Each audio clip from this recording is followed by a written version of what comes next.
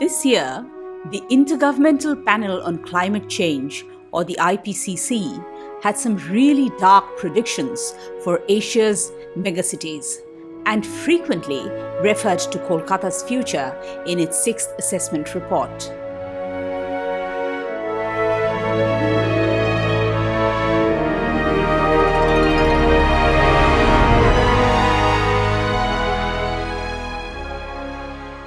Kolkata, a teeming metropolis with a population of more than 4.5 million and a floating population of 6 million per day, presents an unenviable challenge in environmental governance.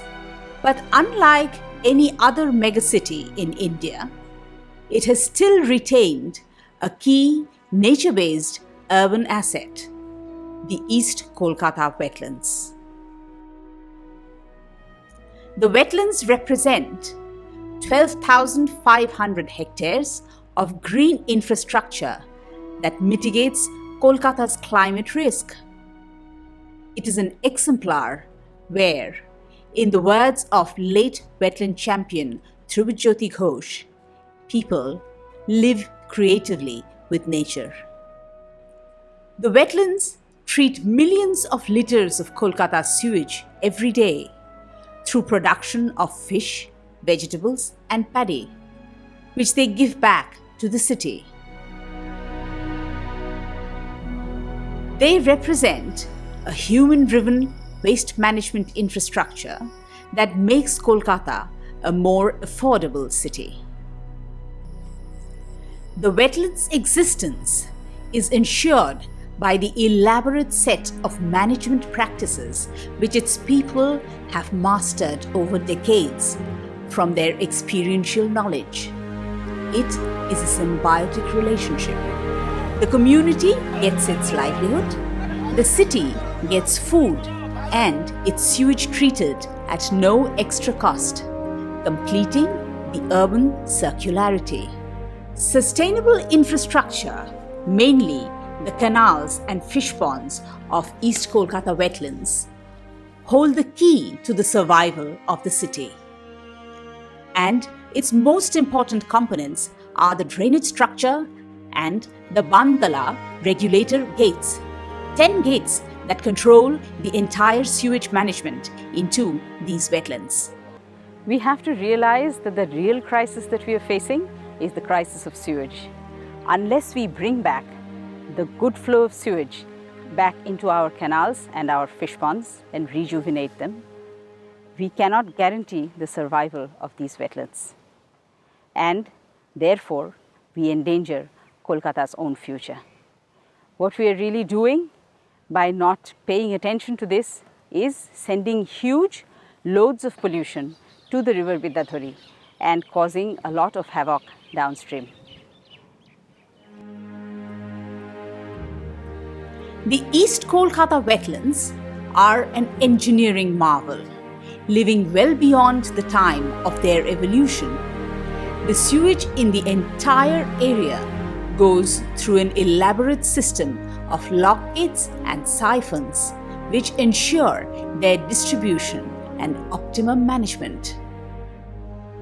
কিছুদিন আগে আমরা পেপারে বড় বড় করে follow দেখলাম গভর্নমেন্টের যে ওয়েটল্যান্ডের বাউন্ডারি দেওয়া হবে, যে বাউন্ডারির উপর নির্ভর করে ওয়েটল্যান্ড সংরক্ষিত থাকবে।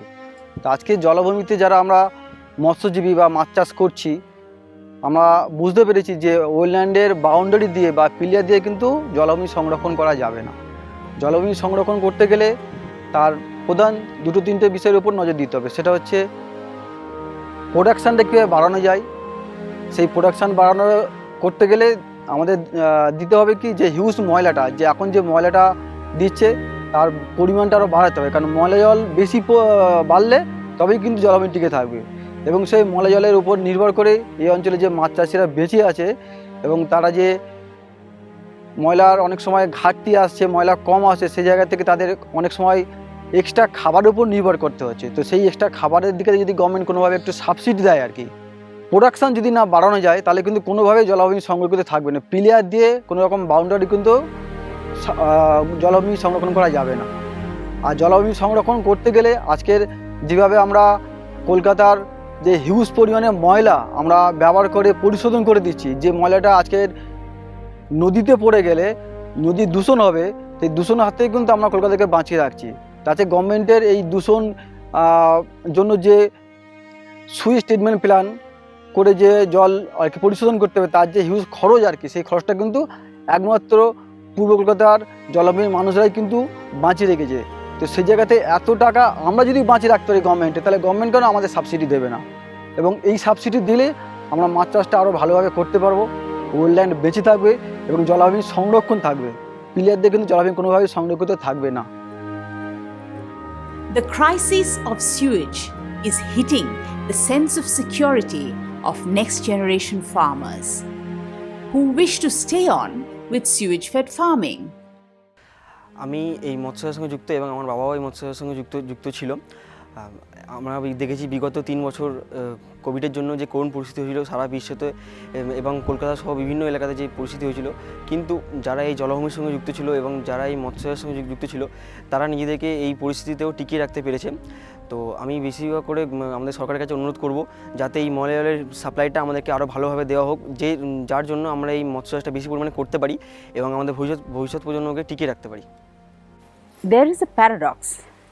The value of these wetlands are much better realized by the world community, and we in Kolkata are beset by what late ecologist Dhruba used to call cognitive apartheid. We are turning away our attention from the real assets, the people and the ecosystem. This needs to change. As urban Kolkata faces an uncertain climate full of environmental challenges, it needs to do its best to safeguard its future. The first such step would be to protect its wetlands and the sewage flow. We do not have the luxury of time on our hands.